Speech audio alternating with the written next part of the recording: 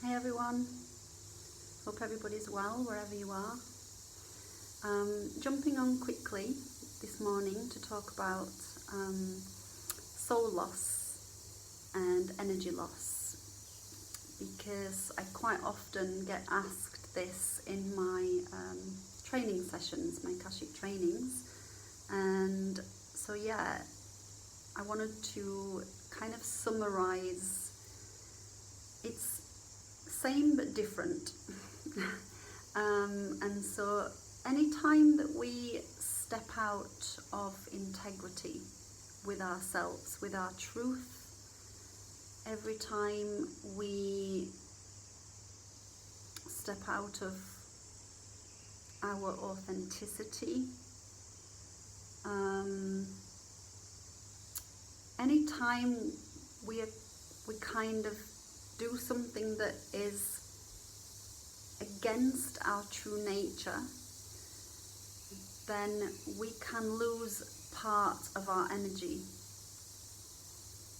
And by this I mean, if, for example, somebody tries to coerce us into doing something that we don't want to do, for example, a loved one, whether it's something like, a loved one may want to go out to the cinema or for dinner, and I may want to stay home this night because maybe you're feeling tired, or you just want to relax, or you want to have some solitude, for example, and your loved one kind of manipulates, coerces you, kind of pushes you into it using the emotional manipulation tactics, and then we do it because we think we should, then this is an example of stepping out of our integrity. And then the feeling that we get from this is often, we can then kind of berate ourselves for, like, why did I allow him or her to talk me into this? I really didn't want to do it. I'm really tired, and and then we start to go into all that negative self-talk, and we start criticizing ourselves. So we lose part of our energy because we've allowed somebody to take control of part of us, and so we give part of ourselves away, and we can do this consciously and unconsciously. We can give our energy away unconsciously, consciously and unconsciously. And also that's just an example of something that would be like a less severe. But something more severe would be, for example, doing something out of obligation because, again, you feel that you should.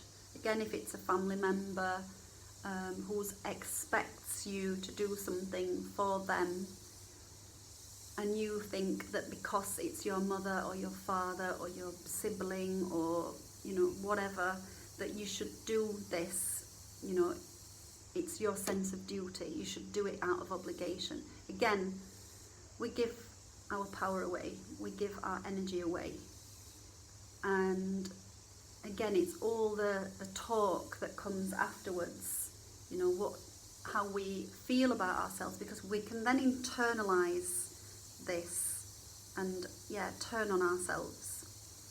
So it can happen. It's like a multi-layered process, right? We can really lose ourselves in many aspects of these kind of patterns. Also, when we make a choice to do something at level of action that is out of our integrity, or we really don't want to do it, we're also creating a negative karmic pattern, or we're creating a negative karma, because karma is a consequence. So for everything that we do at level of action, there has to be a consequence, which is what karma is. And so we can then go on to create a pattern. If it's something that we continuously do, for example, if you're a people pleaser, and it's something that you're continuously doing, then you're actually creating a continuous pattern, and we can keep ourselves trapped inside of these holding patterns. And they are negative in nature because they're pulling us out of our integrity, and we're going against our nature, we're going against our truth, our authenticity. And so we're pulling ourselves out of alignment, out of a soul alignment. And as a result of this, it's like a snowball effect, and then we start to create symptomatic patterns and blocks and the negative self-talk, and on and on and on. If we are coerced into doing something, and something of a more severe nature, so let's say your boss wants you to travel somewhere that you really don't want to travel to for work, or you need to have a particular procedure done as part of your work and you really don't want to have this done.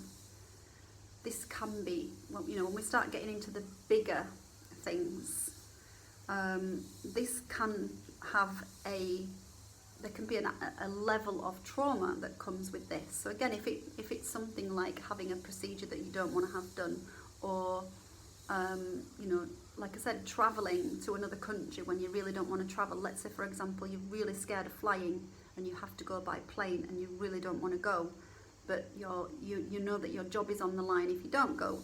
Again, example. It could be a train, it could be, anything, travelling on public transport, and you really don't want to do it. And it could have, again, creating this snowball effect of fear, which can then, trigger some level of trauma. And then we can start getting into the soul loss. So there's the energy loss by giving our power away, disassociation by disassociation. And then there's the soul loss, there's the deeper aspects where we actually start to give our soul, part of our soul away, and lose parts of our soul. So again, this is also a tiered process. There's many levels of soul loss. So a lot of people, or many people, associate soul loss, soul fragmentation with deep traumas, with having deep traumas. Whether we've been in an accident or lost a loved one, or we've experienced, we've been bullied or abused on some level, or any of these kind of scenarios that would create or trigger some real deep soul loss, where part of the soul leaves the body in order to not have to continue reliving this trauma over and over again. So yeah, there's different aspects, different levels. Like I said, again, it's a tiered process between soul loss, but they are very different. Energy loss. I think many of us are constantly giving parts of our energy away on a daily basis, and so this is where it's really important to be aware of this and be able to determine, when we are feeling fatigue and we're depleted. Are we feeling depletion because we are giving our soul away, because we're allowing ourselves to be coerced into doing things that we don't want to do just out of a sense of obligation, because our families asked us to do, or our loved ones asked us to do, or our children have asked us to do. And it's draining, it can be very, very, very draining. So how we can help ourselves with this is, a very, very simple technique. And I don't need to go into a meditation with you. I know a lot of people on my channel like my meditations, but it doesn't need to be a meditative process. At the end of every day, when you come home from work, when you've had your bath or your shower, before you get into bed, just call all your energy back to you. Just ask all parts of your energy that you have consciously or unconsciously given away to any other to be returned to you, purified, cleansed and healed. And just breathe and inhale and visualize all these parts coming back to you. You don't need to know where they're coming from. You don't need to know who you've given your energy away to, or where it's gone. Just be aware that we do this multiple times a day, many of us. So yeah, call all parts of your soul back to you, and again, see your soul parts, your energy coming back to you, purified and healed and cleansed. You know, maybe visualizing a beautiful magenta light or a diamond white light, and breathe that energy in and just feel your energy filling up. So you're filling up your own cup, like you're replenishing yourself before you go to bed, and really anchor your own energy back into your body.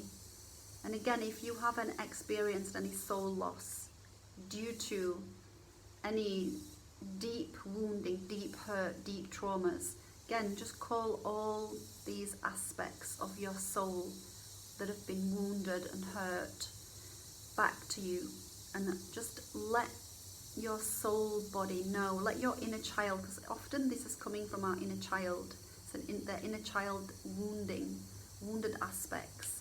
Just let your inner child know that she's safe, he's safe.